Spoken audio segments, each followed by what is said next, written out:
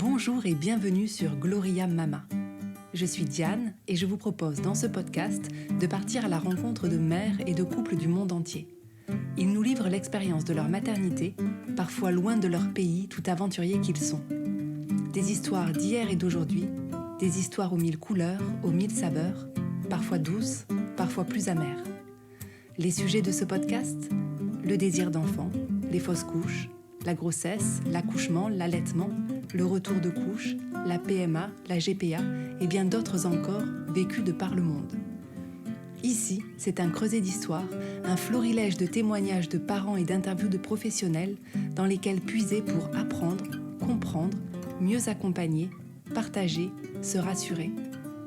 Chaque histoire est unique et pourtant universelle, riche de messages et d'enseignements. Car toutes ces histoires s'enlacent et s'entremêlent pour n'en raconter qu'une, celle de la vie. Amis curieux, ouvrez vos écoutilles. Vous écoutez le 5e épisode de Gloria Mama. Je vous emmène aujourd'hui dans un pays entre terre, mer et désert et où le vendredi, c'est couscous. Vous devinez ? Le Maroc. Florentine est française, son mari marocain. Lorsqu'elle tombe enceinte de son premier bébé, elle décide de vivre sa grossesse et son accouchement au Maroc. Alors que l'Organisation mondiale de la santé considère qu'un taux de césarienne supérieur à 10% n'est pas associé à une réduction des taux de mortalité maternelle et néonatale, il atteint 50% au Maroc. Alors, comment se prépare-t-on quand on veut être sûr d'avoir la possibilité d'accoucher par voie basse ? Comment réagit-on quand on se fait littéralement surprendre par son accouchement ? Et vous ? Si votre belle-mère, avec beaucoup de bienveillance, se mettait à réciter des versets coraniques pour vous épauler dans votre travail, comment vous sentiriez-vous ? Je vous souhaite une très belle écoute.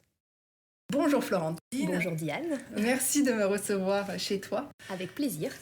Tu es française, tu vis à l'étranger depuis plusieurs années. Est-ce que tu peux nous raconter comment tu es arrivée au Maroc et depuis combien de temps tu vis ici ? Alors, en fait, moi, mon premier contact avec le Maroc, c'était en 2013. Je suis partie dans le cadre de mes études. Et en fait, ils proposaient de faire une mission humanitaire dans un pays étranger. Je suis tombée par hasard. Enfin, à l'époque, je pensais que c'était le hasard, mais maintenant, je suis plus sur le destin. Du coup, je suis tombée sur le Maroc, une association qui s'occupait de femmes au Maroc. Et voilà, je suis partie donc en 2013. Pendant 3 mois, j'ai vécu à Essaouira. Et ça a été mon premier contact. J'ai beaucoup aimé le Maroc. Et du coup, 2 ans plus tard, j'ai terminé mes études, donc j'ai fini mon master. Et donc, je me suis dit, je vais voyager un petit peu au Maroc avant de commencer ma recherche de travail. Je suis partie vraiment sur un coup de tête. J'avais un projet de travailler dans une ferme avec une amie qui devait me rejoindre une semaine après à Casablanca.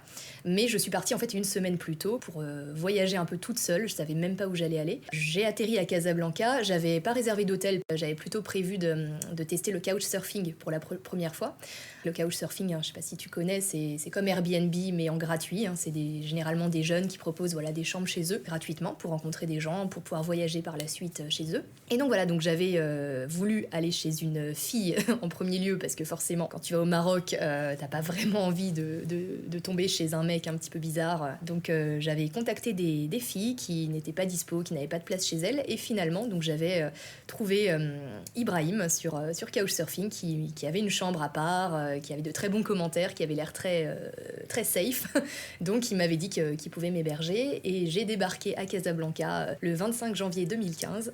Je suis arrivée chez lui et en gros ça a été le coup de foudre, j'y crois pas tellement mais ça a été vraiment, dès la première soirée ça a matché tout de suite et en gros je ne suis jamais repartie du Maroc.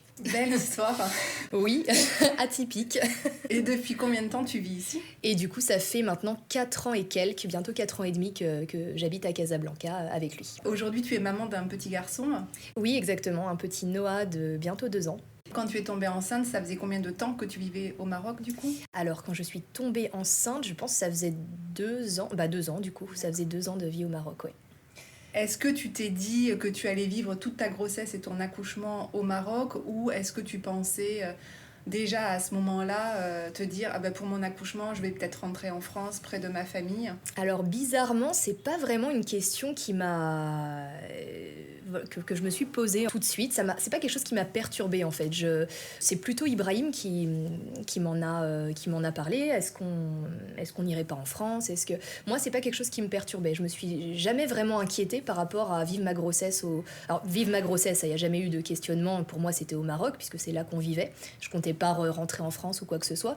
Et pour l'accouchement, la question s'est rapidement posée, mais vraiment, je préférais à la limite être à proximité de là où je vivais. Donc en fait au Maroc, je me suis un peu renseignée sur les cliniques, ça m'a paru très bien, j'ai lu des témoignages, j'ai vu que tout était très bien et qu'en général ça se passait très bien et que c'était très proche de ce qui s'offre en France en termes de cliniques. Donc vraiment ça m'a pas perturbée. Et tu t'es renseignée comment?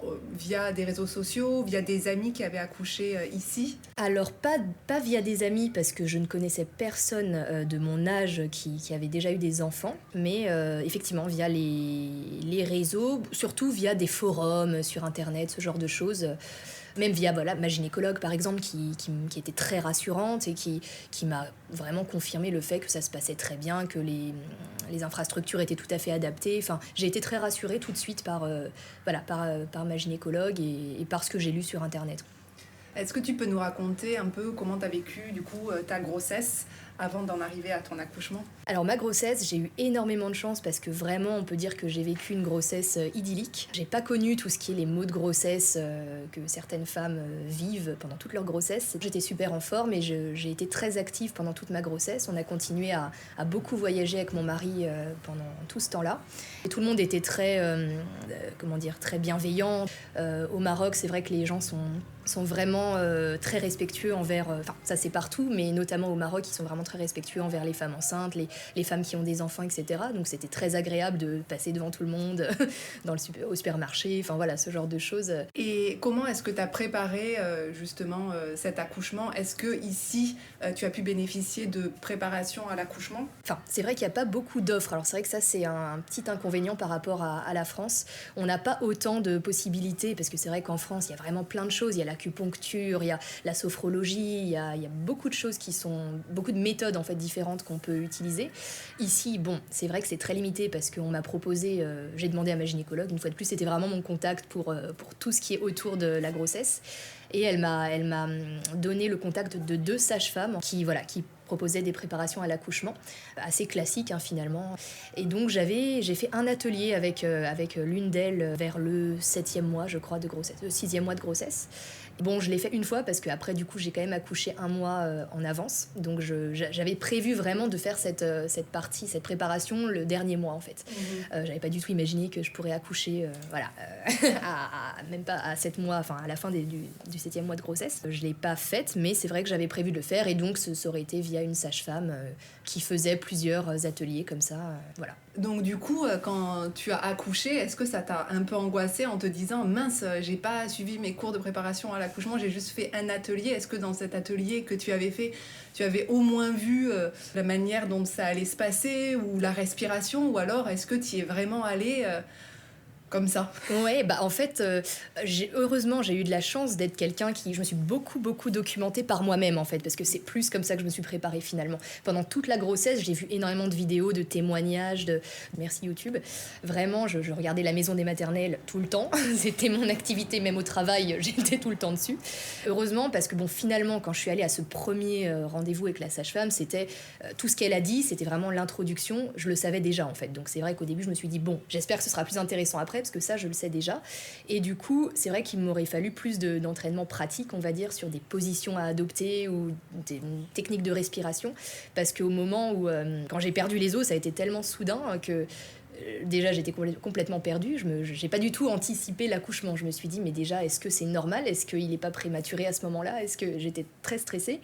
J'ai pas stressé par rapport au fait que j'avais pas fait cette préparation que je devais faire. Ce qui était important pour moi, c'était les informations, en fait, savoir comment ça allait se passer, justement.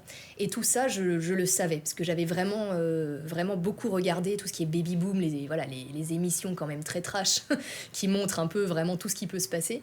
Et c'était ça qui était important pour moi, c'est de savoir, de comprendre ce qui allait se passer. Si on me dit, je sais pas, on va faire un monito, je sais ce que ça veut dire, voilà, là c'est le moment de faire une césarienne, je vais savoir pourquoi on l'a fait. Je voulais savoir, voilà, tout ce qui pouvait se passer, tous les problèmes qui pouvaient subvenir. Les informations, je les avais eues, toutes seules certes, mais je les avais eues, donc ça allait. Ce qui m'a manqué, après vraiment pendant l'accouchement, ce qui m'a manqué et ce que j'aimerais faire pour le prochain, c'est vraiment d'apprendre des positions, des choses qui pourraient soulager, techniquement parlant, pendant l'accouchement. Donc quand tu as perdu les os, donc c'était quand même un peu la panique à bord, qu'est-ce que tu as fait ? Tu as appelé ton mari, tu es allé voir ta gynécologue, tu es allé dans la clinique où elle travaille, comment est-ce que ça se passe ? Alors concrètement, j'ai perdu les os à, je sais pas, 6h du matin, je crois, 6h du matin. J'ai eu beaucoup de chance que d'habitude mon mari est très souvent en déplacement, donc là, heureusement, il était là en train de dormir. Donc je l'ai réveillé. Dans un premier temps, j'ai perdu un tout petit peu de liquide, je me suis dit, bon, qu'est-ce que c'est ? Comme on a beaucoup de pertes pendant la grossesse, je me suis dit, est-ce que c'est ça ? Ou est-ce que non ? Je me suis dit, je vais aller aux toilettes. J'ai commencé à regarder sur internet comment reconnaître la perte des os, etc. Et à ce moment-là, piscine entre mes jambes. Donc là, je me suis dit, bon, ok.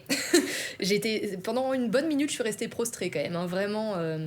Qu'est-ce qui se passe ? Pourquoi c'est si tôt ? Et après, ouais, j'ai réveillé mon mari et lui aussi était complètement abasourdi. Il venait de se réveiller en plus, il était dans un autre monde et il comprenait pas. Voilà. Ce qui était génial, c'est que j'avais une de mes meilleures amies qui était chez nous à ce moment-là, qui comptait profiter de mon congé maternité pour profiter un peu voilà, qu'on soit ensemble. Donc elle était venue au Maroc exprès. Donc c'était génial parce qu'elle dormait voilà, juste à côté. Donc je l'ai réveillée aussi. Tous les deux, ils étaient un peu paniqués aussi et j'avais même pas fait ma valise de maternité pour te dire. Hein, j'étais vraiment je comptais vraiment la faire dans le dernier mois. Pour moi, j'allais aller au bout des 9 mois. C'était normal, voilà. Comme tout s'était très bien passé, je pensais pas du tout, mais vraiment pas du tout, que j'allais accoucher prématurément.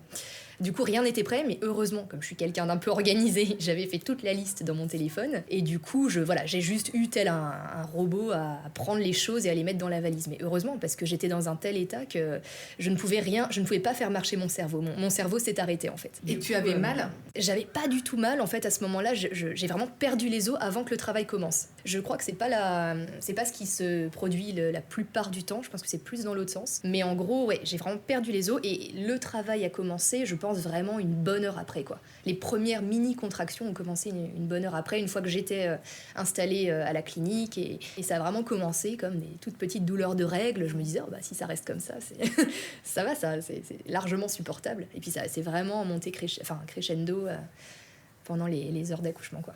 Et donc, quand tu es allée à la clinique, ils t'ont admis directement, ils t'ont pas dit « Ah non, le col est pas très ouvert, vous rentrez chez vous et vous revenez un peu plus tard ». Alors non, ouais, j'ai fait tout mon travail à la clinique, donc ça a été 8 heures de travail en tout. Non, ils m'ont gardé... Alors, ah oui, non, pour la petite histoire quand même, ils ont quand même essayé d'arrêter le travail. En fait, avant que ma gynécologue, ils l'ont appelée tout de suite, mais le temps qu'elle arrive, moi, j'étais perdue dans mes calculs. D'habitude, pourtant, pendant toute la grossesse, je suivais exactement où est-ce que j'en étais dans la grossesse, la semaine de grossesse, d'aménorrhée, tout ça, je le savais par cœur, de semaine en semaine. Mais là, quand c'est arrivé, je ne savais plus rien. Vraiment, j'étais complètement out. Du coup, je n'étais pas vraiment capable de leur dire exactement où j'en étais. Donc, ils se sont dit, est-ce que vraiment le bébé peut sortir tout de suite ? Parce que, est-ce que ses poumons sont matures ? J'étais pas capable de répondre, mon mari non plus, enfin, tout le monde était perturbé. Donc, avant que la gynéco arrive, ils m'ont fait une piqûre de je ne sais plus quoi pour essayer d'arrêter le travail. Il m'avait quand même dit, si on arrive à l'arrêter, vous allez rester hospitalisé jusqu'à votre accouchement. Donc, c'est-à-dire, 1 mois, quoi. Je m'étais dit, bon, c'est chiant quand même.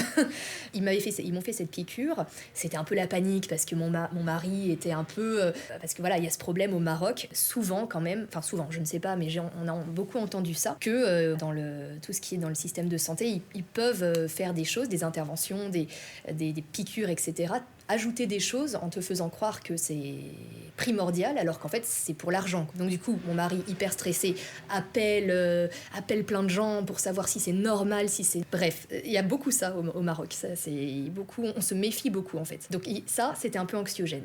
Je l'ai un peu mal vécu. Je voulais faire confiance en fait à l'équipe, mais en même temps mon mari ne faisait pas entièrement confiance. Mais au final, bon, il s'est avéré qu'ils l'ont quand même fait. Et finalement, ça n'a rien donné. Enfin, de toute façon, voilà, le destin a voulu que Noah naisse ce jour-là. Le travail a continué de plus belle. Et entre-temps, ma gynécologue est arrivée et elle a dit, mais ne vous inquiétez pas, de toute façon, là, c'est bon, vu son terme, ça y est, le bébé, il est prêt, il peut sortir, donc il n'y a aucun problème. Et quand tu as vu arriver ta gynécologue, est-ce que tu t'es sentie rassurée? Quelle relation tu avais avec elle?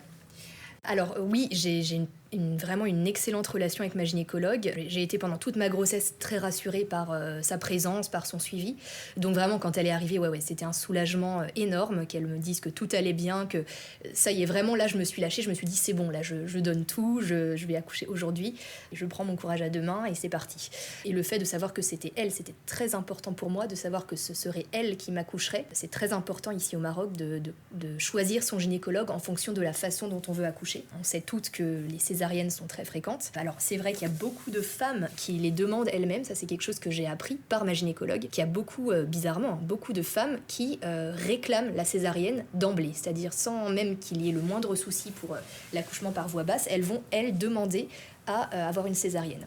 Pour des raisons, je sais pas, de ne pas vouloir être abîmée au niveau des organes génitaux. C'est des croyances, des peurs qui sont un peu culturelles, je pense. Mais il y a aussi le problème des gynécologues qui, pour des raisons financières, vont très rapidement proposer la césarienne en disant qu'il y a un gros problème, que le cœur du bébé ralentit, alors que c'est faux. Hein. Souvent, il y a beaucoup d'histoires. Moi, j'ai des amis à qui c'est arrivé. Bref, donc moi, j'ai choisi ma gynécologue vraiment comme ça, pro voix basse. Pour moi, c'était hyper important que ce soit vraiment elle qui soit présente et qui fasse le travail. Est-ce qu'elle t'a accompagnée justement durant tout le travail, parce que ça a duré 8 heures, ouais. Donc comment est-ce que tu as vécu les moments où tu étais seule, avec ton mari peut-être, je ne sais pas, dans la salle de travail, avant vraiment de t'accoucher? Alors non, alors c'est vrai qu'elle est venue donc au tout début, ensuite voyant que moi je suis arrivée à la clinique, j'étais à un doigt. Alors il y avait toute la problématique parce que mon mari avait un examen très important à passer ce jour-là, donc en début d'après-midi je crois, mais je suis arrivée vraiment à 8h du matin, enfin très tôt. Il a pu être avec moi les premières heures, mais ensuite voilà, il avait demandé à la gynécologue, est-ce que vous pensez qu'elle accouchera quand? Parce que vraiment j'ai quelque chose que je peux pas déplacer, est-ce que vous pensez que je peux y aller, revenir? Elle lui a dit mais écoutez, largement, elle va accoucher dans la nuit, donc là, vu comment le travail avance, vous inquiétez pas, allez-y, et on vous tient au courant. Donc il est parti. Entre-temps, la gynécologue est partie aussi, parce que bon, elle avait d'autres choses à faire, hein, ça allait durer longtemps.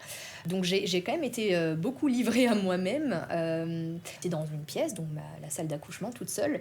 Les sages-femmes passaient de temps en temps, mais vraiment, bon, je crois qu'il fallait un peu que je les appelle quand même pour qu'elles viennent, parce que quand ça commençait à faire vraiment mal, je me rappelle que je les appelais assez souvent pour qu'elles voient combien j'étais, et j'étais désespérée parce que ça n'avançait pas. J'ai eu ma meilleure amie, du coup, enfin une de mes meilleures amies qui était avec moi ce jour-là, donc elle est beaucoup restée avec moi. C'était génial parce qu'elle me faisait rire, elle me faisait un peu entre les contractions décompresser. J'ai eu ma belle-mère aussi qui était là, qui est passée, alors malheureusement elle est passée plus vers la fin, donc c'était un peu délicat parce que elle était remplie de bonnes intentions, elle était vraiment en train de compatir, mais justement beaucoup trop.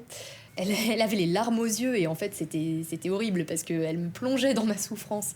Elle a beaucoup essayé d'être là pour moi, mais c'était un peu trop. Voilà, elle récitait le Coran, etc. Et c'est vrai que c'est quelque chose qui, en temps normal, que j'apprécie énormément. Mais là, voilà, je pouvais rien entendre du tout, en fait. Vraiment rien, même pas quelqu'un... Il y a plusieurs stades. Il y a le stade où on peut pas... où on peut parler entre les contractions. Il y a le stade où on peut écouter seulement, plus parler. Puis il y a le stade où on peut plus écouter non plus. Enfin, ça a été mon expérience. On peut plus entendre quelqu'un nous parler. On est plongé à l'intérieur de soi. Et je précise que donc j'avais pas la péridurale pendant tout le travail. Je l'ai eu vraiment, je sais pas, peut-être une demi-heure avant l'expulsion. Donc finalement, tout le travail de contraction, etc., je l'ai vécu naturellement. Et c'était ta demande de vivre ce travail sans péridurale? Oui, complètement. Ma gynécologue travaillait dans cette clinique, mais elle avait aussi d'autres cliniques dans lesquelles elle travaillait. Donc j'avais le choix entre plusieurs cliniques, mais j'ai choisi celle-là. Déjà, elle était très proche de mon lieu d'habitation, et en plus, c'était la seule clinique du Maroc qui avait une conseillère en lactation. Domicilée dans la clinique, que j'ai rencontrée d'ailleurs avant l'accouchement. Je ne sais plus ce que je voulais dire. Et du coup, j'avais communiqué avec elle le désir du coup de ne pas avoir de péridurale, mais que bon, j'avais pas dit qu'il fallait jamais m'en donner, c'est-à-dire que si je la réclamais dans un état de désespoir, vu que je ne savais pas encore quelle était cette douleur, il fallait me la donner, mais que de base, j'aimerais accoucher sans péridurale. J'étais préparée à souffrir, hein, mais je suis assez contente de moi parce que j'ai quand même fait tout le travail sans. Et en fait, la raison pour laquelle je l'ai demandé à un certain moment, c'est que j'étais en train de passer à dilatation complète, je ne le savais pas. Et c'est pour ça qu'en fait, j'ai eu une souffrance, enfin, j'ai eu tellement mal et j'ai demandé à ce qu'on m'ausculte. À ce moment-là, j'étais encore à 3 cm, je me suis dit, mais c'est pas possible, je peux pas avoir autant mal, être qu'à 3. On m'a dit que j'allais accoucher dans la nuit, mais je n'aurai plus d'énergie, je vais mourir, quoi, c'est pas possible. Du coup, là, je l'ai demandé. Et le temps que l'anesthésiste arrive, qui me la pose, au moment où il a retiré l'aiguille, la tête était déjà en train de sortir. Heureusement, elle a été très bien faite, cette péridurale, parce qu'elle a quand même fait effet pour l'expulsion. J'ai pas eu mal au niveau de l'expulsion. C'est un peu dommage, parce que je l'ai pas fait jusqu'au bout, mais bon, je suis quand même très contente d'avoir tenu jusque-là, quoi. Au moment de l'expulsion, est-ce que ton mari avait pu revenir de l'examen ? Non, alors ça a été très dur pour lui, parce que du coup ça a été beaucoup plus rapide que prévu, hein, puisque j'étais à 3 cm, et puis en l'espace de même pas une demi-heure, je suis passée à dilatation complète. Même la gynécologue a été appelée en urgence, parce qu'elle n'était pas du tout là, elle était en rendez-vous, je pense. Heureusement, elle a été très rapide. Du coup, il n'était pas là, il était encore à son examen et il a pu quand même sortir, enfin être au téléphone avec sa mère du coup qui était la personne présente avec moi au moment de l'accouchement. Donc il l'a un peu vécu en direct par téléphone, mais bon, c'est pas du tout pareil. Il était très très ému et très ému de pas être là. Je sais qu'il y a certains hommes qui ne souhaitent même pas être présents dans la salle à ce moment-là, mais lui c'était important. La chose qui était importante pour lui, c'était de faire l'appel à, je sais pas si tu sais, mais pour les musulmans, il y a l'appel à la prière. La première chose que le bébé doit entendre juste après sa sortie, c'est l'appel à la prière. Du coup, il a pu par téléphone, donc ils ont collé le téléphone à l'oreille de Noah, il a fait l'appel à la prière et donc voilà, ça au moins, bon, s'il n'avait pas été présent, il était prévu que ce soit sa mère qui le fasse, mais c'est important. Il a vécu l'accouchement par téléphone, puis il est parti tout de suite, et en même pas une demi-heure, il était là le temps que je sois recousue. Du coup, voilà, après c'était beaucoup d'émotions quand il a vu son fils, et globalement ça s'est super bien passé. Donc tu as pu accoucher par voie basse, mais tu as quand même eu une épisiotomie ? Alors j'ai pas eu d'épisiotomie, et ça d'ailleurs une fois de plus, je remercie ma gynécologue parce que c'est grâce à elle, je lui avais vraiment dit, s'il vous plaît, si c'est possible, éviter l'épisiotomie. Elle m'avait dit oui bien sûr, je ferai tout pour l'éviter.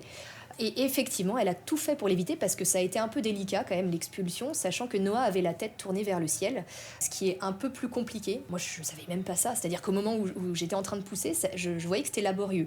Alors je me suis dit à ce moment-là, mince, est-ce que c'est la faute de la péridurale ? J'ai pas assez d'énergie, je sens pas, donc je pousse pas assez fort. Je m'y suis reprise à vraiment plusieurs fois. Et il y a un moment, la gynécologue m'a dit, bon écoutez, Florentine, est-ce que c'est tout ce que vous pouvez faire ? Elle voulait me booster. Elle m'a dit, écoutez, là, il faut le sortir, là maintenant. Et j'ai compris, ayant vu tous mes épisodes de Baby Boom et compagnie, qu'à ce moment-là, c'était vraiment chaud et que j'allais finir en césarienne, en fait. Et d'avoir fait tout ça pour finalement, sachant que la césarienne m'angoissait énormément, je me suis dit, non, c'est pas possible. Donc à ce moment-là, j'ai tout donné et vraiment, j'ai poussé comme jamais. Je crois, j'ai hurlé. Alors ma belle-mère était complètement choquée parce qu'elle pensait, je pense que c'était de douleur que je criais, mais pas du tout. C'était l'effort. Je hurlais pour me donner de la force. Donc vraiment, j'ai tout donné et je l'ai sorti. Et vraiment, au fond de moi, je me disais, mais est-ce que j'ai pas assez de force ? J'arrive pas à sortir mon enfant. Tu sais, je me disais, bon, je suis sportive normalement, comment ça se fait ? Et après, la gynécologue m'a bien expliqué, parce qu'elle est du genre à tout expliquer, donc c'est génial. Elle m'a dit, non, mais vous inquiétez pas, en fait, c'est tout à fait normal, c'était très compliqué. Enfin, vraiment, il avait la tête vers le ciel, ce qui n'est pas, ce qui est plus compliqué. Elle a un peu utilisé peut-être les instruments, je crois. Elle me l'a dit après, très brièvement, juste pour aider à la sortie. Donc ça a été compliqué, mais effectivement, bon, par voie basse, c'était mon souhait et j'y suis arrivée. Ton mari est à tes côtés, tu as ton bébé dans les bras. Comment est-ce que ça se passe après ? Tu montes dans ta chambre, combien de temps tu restes à l'hôpital et comment se passe le début avec ton bébé ? Le souhait que j'avais communiqué à donc la conseillère en lactation avec qui j'avais fait le rendez-vous, donc qui communiquait aussi le projet de naissance, hein, je crois que ça s'appelle comme ça, à toute l'équipe. C'était donc le plus important de faire la première tétée tout de suite, la tétée d'accueil. Donc ils l'ont sorti, ils me l'ont vraiment posé sur le ventre et donc il a pu faire la tétée d'accueil. Ils ont vraiment respecté tous mes choix, donc c'est ce que j'ai beaucoup apprécié. Et c'est là que donc je dis que vraiment accoucher au Maroc, ça se passe très bien. Donc bref, ils ont respecté mon désir de première tétée. Ensuite, bien sûr, ils ont pris le bébé pour le nettoyer. J'ai été recousue. Oui, parce que du coup, j'avais pas répondu à ta question tout à l'heure. J'ai pas eu d'épisiotomie. La gynécologue, même si c'était laborieux, ne m'en a pas fait. Mais j'ai eu une petite déchirure naturelle. J'ai eu 1 point ou 2, je crois, mais vraiment quelque chose de très simple. Puis ensuite, oui, j'ai pu le porter, de nouveau lui donner à téter. Et je crois que je suis montée dans la chambre, oui, peut-être une demi-heure après, quelque chose comme ça. Mon choix aussi, c'était de ne pas être séparée de mon bébé, donc j'ai vraiment insisté sur le fait qu'il ne le mette pas à la pouponnière et que vraiment je l'ai à côté de moi tout le temps, parce que j'avais cette crainte qu'on lui donne du lait industriel. Moi, je voulais vraiment qu'il soit au sein à 100%, donc j'ai voulu vraiment qu'il reste à côté de moi et donc tout de suite la relation a été vraiment très très forte et c'est vrai que nous on a eu ce lien fusionnel tout de suite. Je sais que ça se fait pas toujours de cette façon-là entre toutes les mamans et tous les bébés, mais... Et tu rentres à la maison après combien de jours du coup passés à la clinique ? Du coup je suis rentrée très rapidement parce que j'ai passé seulement une nuit en clinique. Dès le lendemain matin je suis rentrée. Alors c'est vrai que parce que physiquement je me sentais vraiment très bien. Après bien sûr si j'avais connu l'aspect psychologique de comment ça allait se passer, je serais restée je pense bien 2 nuits de plus. Parce que ça a été un peu compliqué les premières nuits en rentrant à la maison. Parce que notamment la deuxième nuit qui est connue pour être assez chaotique. La première nuit, à la clinique, il a très bien dormi. Donc normalement, ça aurait dû être la nuit où j'allais me reposer aussi. Sauf que je n'ai pas fermé l'œil parce que j'arrêtais pas de le regarder. Parce que j'étais complètement excitée par la situation. Et en rentrant à la maison, j'ai ressenti beaucoup de solitude. Malgré le fait qu'ici au Maroc, on est très entouré. Et c'est quelque chose qui est génial d'ailleurs. Je ne suis pas rentrée chez moi, mais chez mes beaux-parents. Il y avait mes beaux-parents, il y avait aussi des tantes de mon mari qui passaient beaucoup pour aider, pour faire la cuisine, pour être avec moi. Ce qui est génial, c'est que vraiment, je n'avais rien à faire, logistiquement parlant. Donc, je n'avais qu'à m'occuper de mon bébé. Mais voilà, mon gros problème à moi, c'était les nuits. J'étais très vigilante, en fait, survigilante. Je n'arrivais pas à dormir, même quand il dormait, je n'arrivais pas à m'assoupir, en fait, bien que je sois épuisée. Parce que tu étais inquiète ? Parce que j'étais inquiète. J'avais, je pense, comme beaucoup de jeunes mamans, j'avais tout le temps peur qu'il meure, en fait. Je pense que c'était ça, c'était la peur de le voir mourir.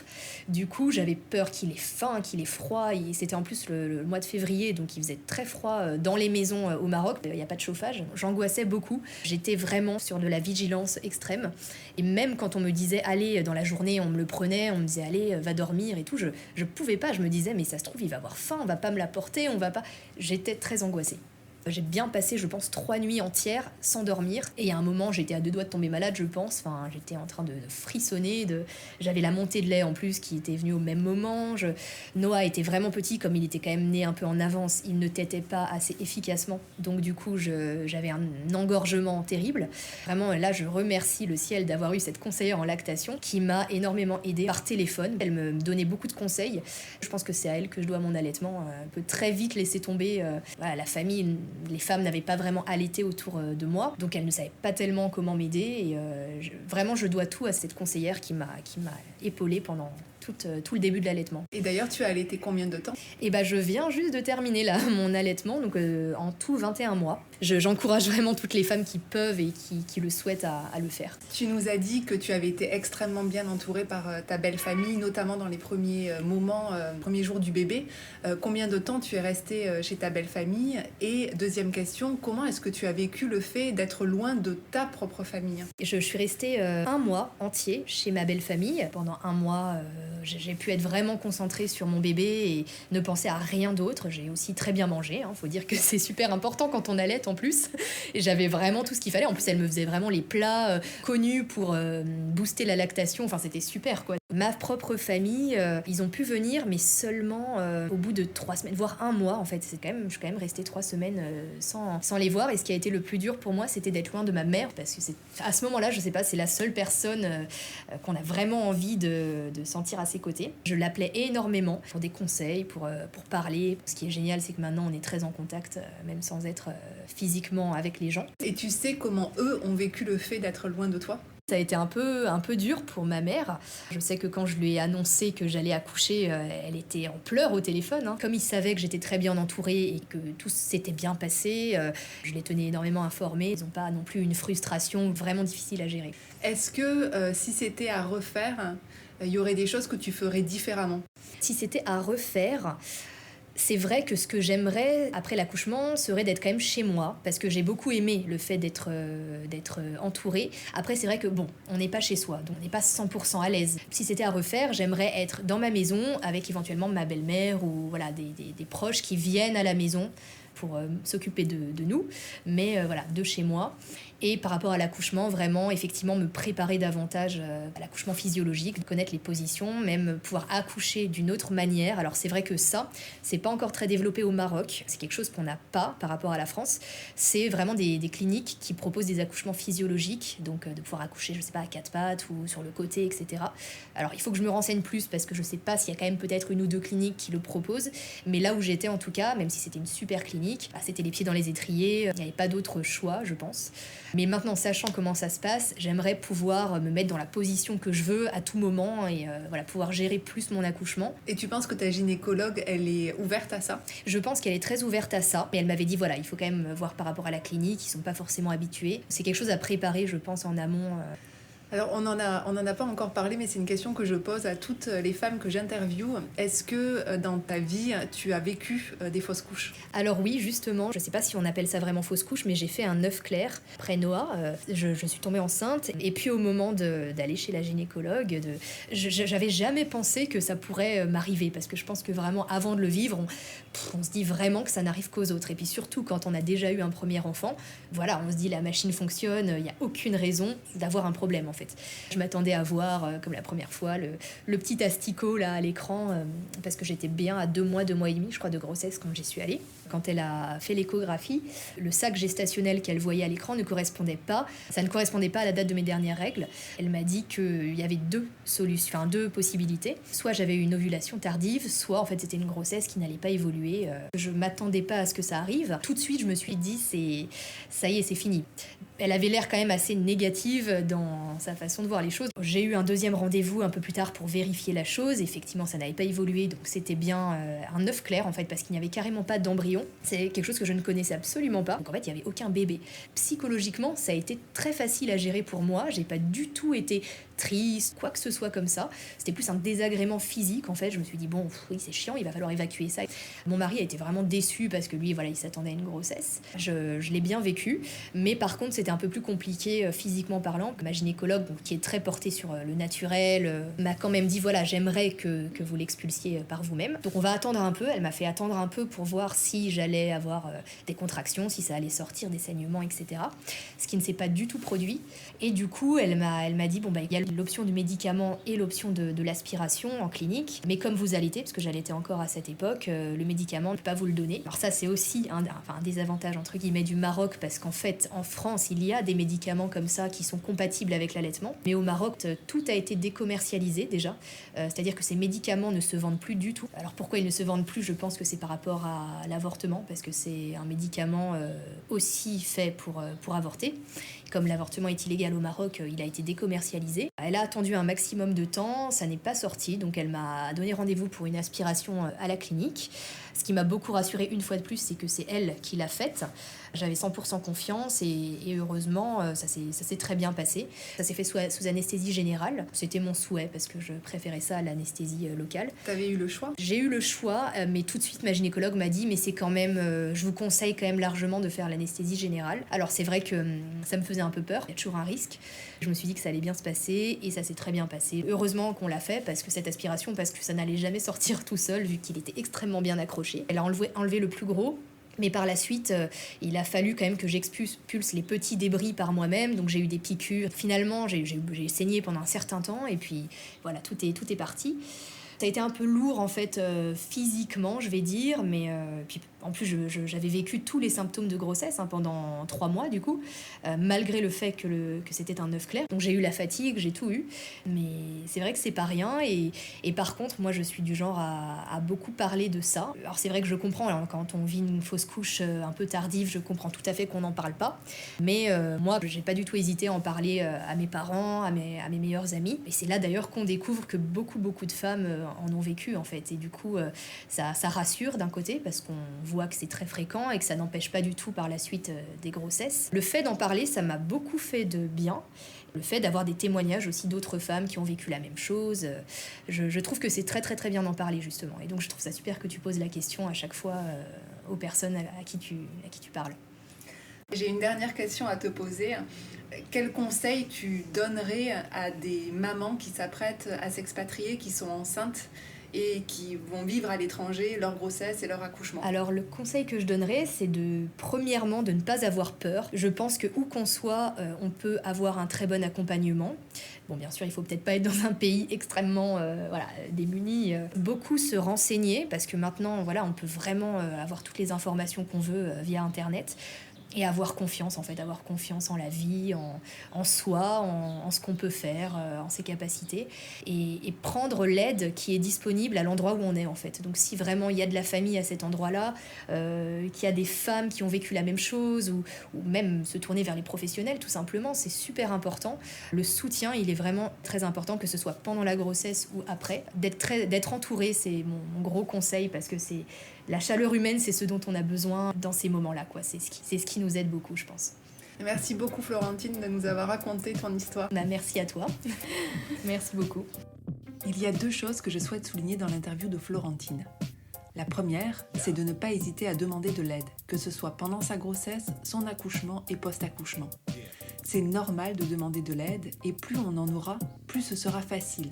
Alors n'hésitez pas.